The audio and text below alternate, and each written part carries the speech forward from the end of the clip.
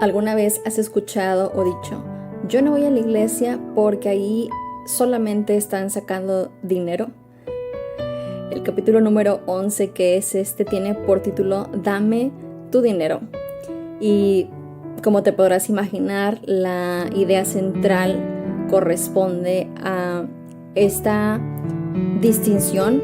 Es importante clarificarla. Hay una diferencia entre ofrendar, que en breve lo voy a explicar, y otra entre abusar de otras personas de la iglesia a través de la manipulación y abuso de autoridad y de poder para aprovecharme y sacar un beneficio económico. Eso es algo totalmente distinto. O como alguien me dijo una vez, oye, tú eres hija de pastor, eso significa que ustedes son ricos, ¿verdad? Tienen mucho dinero. Y yo solamente me reí y después empezamos a conversar al respecto. Y recuerdo que en esa conversación, y al igual de otras cosas que me ha tocado ver y escuchar, tenemos ideas muy equivocadas por ejemplos equivocados respecto a este tema del dinero. Pero al igual que entre los católicos, los protestantes, los judíos, el acto de ofrendar es un simbolismo a nivel de adoración, que reconocemos que a través de nuestras finanzas queremos darle a Dios lo que hemos recibido de sus propias manos, de su propia bondad, porque la manera en la que uno consigue dinero es a través del trabajo, y tenemos trabajo no solamente porque, ay, sí, soy muy capaz y tengo todos esos logros que me han costado a mí de mis propias fuerzas. No, el creyente reconoce que aún lo que ha logrado es parte de la bendición de Dios, y el tener trabajo y el tener una fuente de ingresos nos permite darle a Dios de corazón lo que Él ya de antemano nos ha dado, y todo es suyo, pero este acto se convierte en algo tóxico cuando se hace obligatorio y por presión, cuando el líder religioso infunde temor a quien no da, a quien no ofrenda, y que también les dice algo así como, si no lo haces vas a recibir un castigo divino. Y ahí es cuando corremos riesgo y se convierte en algo tóxico esto. Y es claro que no todos los líderes se aprovechan y qué bueno. Pero sí hay algunos casos, y probablemente conoces uno o más, donde el liderazgo el pastor tiende a abusar de esta parte a nivel económico, ¿no? Y son personas que al final del día estafan a los feligreses. Pero ¿cómo hacen estas personas para engañarnos? Es decir, ¿qué es lo que hacen que uno no se da cuenta y termina por ser víctima de este autoritarismo o seducción, ¿no? Bueno, pues parte de las tácticas, si podemos decirlo de una manera, es que estas personas nos estudian.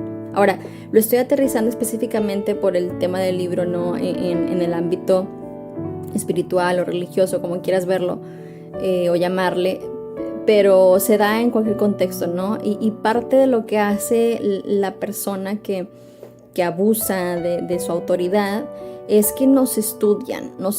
Esas personas empiezan poco a poco a estudiarte, a conocerte, hasta que encuentran tu área de mayor vulnerabilidad o de debilidad, y es justo el flanco que necesitan para poder manipularte de una manera fácil, ¿no?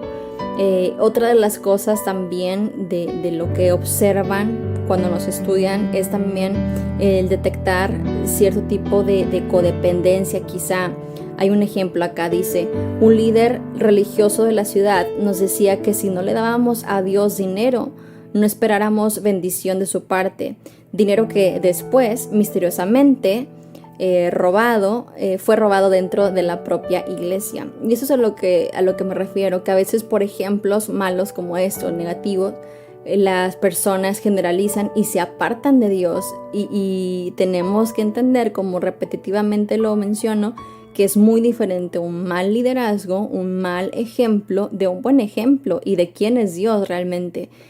Ahora, no es como que Dios necesita nuestro dinero, pero evidentemente, así como cualquier cosa, no no resulta gratuita la comida, la educación y demás.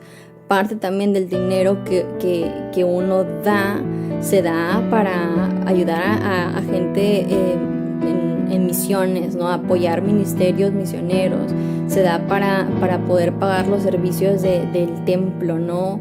O se da para poder pagar la mensualidad de Zoom, ¿no? Actualmente, ¿no? Con todo esto de la iglesia online y son gastos que se tienen que cubrir.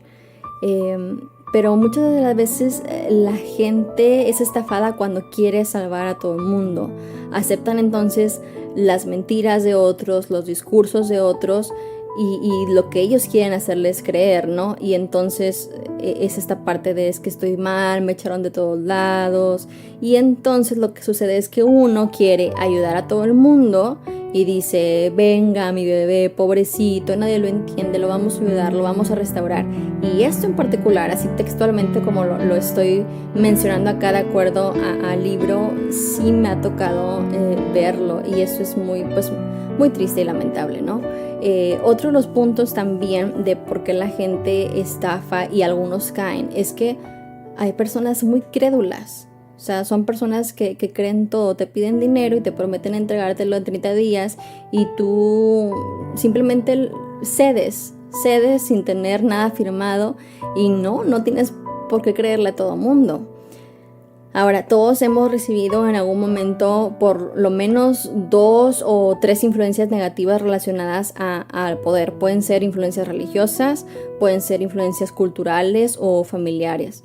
Y dentro de estas influencias religiosas nos han enseñado que, por ejemplo, el dinero corrompe a los cristianos. Como que es esta idea de que no, es que el dinero es malo, porque raíz de todos los males es el amor al dinero y es malo eso. El amor al dinero sí, pero el dinero como tal es solamente un medio, un medio para poder tener cosas, pero se convierte en algo negativo cuando yo me enamoro de eso y deseo y empieza ahí la avaricia, ¿no? Y todo esto, deseo tener más y más y más porque no sé, porque creo que ahí está mi valor o porque eso me da un estatus social, etcétera.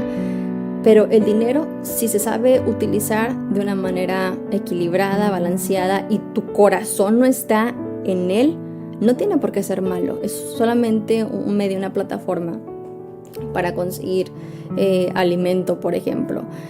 Otra de las influencias religiosas que probablemente nos han enseñado es que la pobreza era sinónimo de humildad y de espiritualidad. O sea, básicamente se creía que cuanto más pobre, más espiritual, ¿no? Y esto no tiene nada que ver con el cristianismo ni con cualquier otro credo. Pero nos han enseñado ideas como no soy nada, soy solamente un insecto, mi vida no tiene valor y me flagelo, ¿verdad? Y esto pues no está bien. U otra idea, ¿no? Jesús fue pobre porque no tenía dónde recostar su cabeza y por tanto yo también tengo que ser pobre como tal y entre más pobre mayor espiritualidad tengo. Y no, o sea, Jesús por 3 años y medio alimentó a 12 personas, entre ellos había un traidor que era Judas, que era el tesorero, que le robaba a Jesús y aún así nunca quebró y multiplicó y alimentó a miles de personas Jesús. Entonces, pues esto que mencionaba anteriormente pues es un mito, ¿no? Ahora, vamos a hacer una distinción acá entre alguna idea general que hay o cultural respecto a las mujeres y el dinero y varones y el dinero. En el caso de las mujeres, muchas mujeres dicen, a mí el dinero no me importa, es decir, esto se debe a que les han enseñado que el dinero en sí es malo. Y en cambio, a los hombres, la cultura los autorizó para poder tener poder, los educó a hacer negocios, a comprar, a que saben que si tienen dinero entonces pueden dominar y por eso muchos maridos manejan el dinero y con él a sus esposas y a sus familias. Ahora es un ejemplo, lo estoy generalizando, pero son cosas que pasan y debemos saber que en los matrimonios no existen problemas de dinero, existen problemas o conflictos o cuestiones de poder y así es como muchos hombres, por ejemplo, le dan ciertos pesos a sus esposas y les indican cómo gastarlos y les piden explicaciones de en qué lo gastaron, cómo lo gastaron, y cuando nuevamente la mujer vuelve a pedir dinero, la mayoría de los hombres responden en tono de voz bastante fuerte: ¿qué hiciste con lo que te di? Y hay 3 conceptos que tenemos que tener en claro. El primero es que el dinero en sí mismo no es malo, es creación de Dios, es bueno, es un medio, es una bendición. 2. Dios nos quiere prósperos en todas las áreas. A veces asociamos solamente la palabra prosperidad con una connotación negativa exclusivamente a la parte económica, y si bien no es que prediquemos un evangelio de prosperidad, pero Dios no tiene ningún problema con bendecirnos en todas las áreas, darnos una riqueza a nivel interior, darnos una riqueza en nuestras relaciones, prosperar también esta parte económica. No estoy diciendo que es para todos, porque no es así, pero no es que Dios no nos quiera bendecir. Dios no tiene problema con eso. Dios quiere prosperarnos espiritualmente en todas las áreas, ¿no? Él quiere y puede hacerlo, y la bendición material es para disfrutarla y ayudar y compartir con los que menos tienen. Es parte de, no solamente es como acaparar todo lo mayor para mí, no, hay que compartir. Ahora, algunas sugerencias prácticas una vez que reconoces a los estafadores, ¿no? Algunas cosas que tenemos que aprender, que es lo que tenemos que hacer y lo que sí nos urge hacer con este tipo de personas. La primera es poner límites, ¿no? Desechar de cierta manera el contacto cercano. ¿Por qué? Porque son personas que pueden causar divisiones, y la Biblia dice, ¿no? A la persona que cause divisiones después de 1, 2, 3 veces, deséchalo. Entonces uno tiene que tener esto presente: a la gente estafadora, manipuladora, que engaña, y que esas personas que sistemáticamente vienen a tu vida, hay que poner una limitante ahí, no intimar tanto. 2, no debemos prestar ni pedir dinero a nadie. Esto sería como lo ideal, ¿no? En un sentido de si ya tienes ubicado a una persona que observa ciertas cosas que a lo mejor no te cuadran, o que ya una vez te quedó mal, pues mejor ni te ganches con este tema.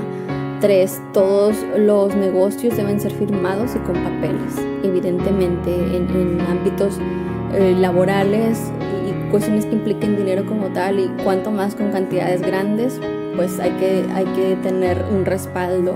Y no permitas que nadie te apure. Ese sería el 4, ¿no? Que nadie te apure. Cuando una persona te apura es porque quiere manipularte, entonces cuidado con eso. Y 5, perdona y suelta de tu vida a quienes te lastimaron. A veces hemos tenido experiencias desagradables, pero lejos de andar cargándolas por ahí y vivir desde ahí, desde lo que me hicieron, lo que me dañaron, y tomarme todo personal, se trata de aprender de eso y hacer un cambio, hacer algo distinto. Entonces, cuando alguien llegue a traer injusticia a tu vida, no le tengas odio, no albergues cierto rencor o resentimiento, porque el que hace bien, si tú eres una persona que hace bien en su tiempo, vas a poder cosechar de eso. En algún momento todo lo que te fue robado, esa injusticia que viviste, eso malo que te pasó, Dios está ahí al tanto Dios ve todo, y a su tiempo, si está dentro de su voluntad, de sus planes para tu vida, si sabe que puedes administrarte, que eres una persona sabia, a su tiempo Él va a multiplicar eso que a lo mejor te tocó o te está tocando vivir o enfrentar. Entonces, a manera de resumen, una fe sana tiene independencia económica. ¿Qué quiere decir esto? Que no espera que el otro sea su proveedor, su facilitador de recursos. Cuantas a la veces también está el otro extremo de líderes, de pastores, de gente en cargos espirituales que se acercan con esta fachada de pobreza, lo que hablábamos, ¿no? De que yo no tengo y eso me pesa demasiado y demás, y a través de esa actitud manipulan a los demás para conseguir dinero y no se hacen personas responsables de poder trabajar y de tener un compromiso de de trabajar honradamente, como dice Pablo, ¿no? Y que estas manos me han servido para trabajar y en un momento he tenido que depender de nadie porque soy una persona responsable. Entonces, una fe sana, si tú tienes una espiritualidad de una fe sana, sabes que tu proveedor no es otra persona como tal, tu fuente es Dios. Una fe sana entiende y hace propia la ley de la siembra y la cosecha. Una fe sana es rica, pero no solamente en dinero, sino en relaciones, en sabiduría, en sueños y demás, en todas las demás áreas. Entonces, que podamos ofrendar a Dios de corazón en un símbolo de gratitud, de que todo es suyo y de lo mucho que Él nos ha dado, nosotros le damos, y que podamos estar alertas cuando gente nos quiera manipular en esta área económica y en las demás. Entonces espero les sirva, sea de interés, de ayuda, y les mando un fuerte abrazo.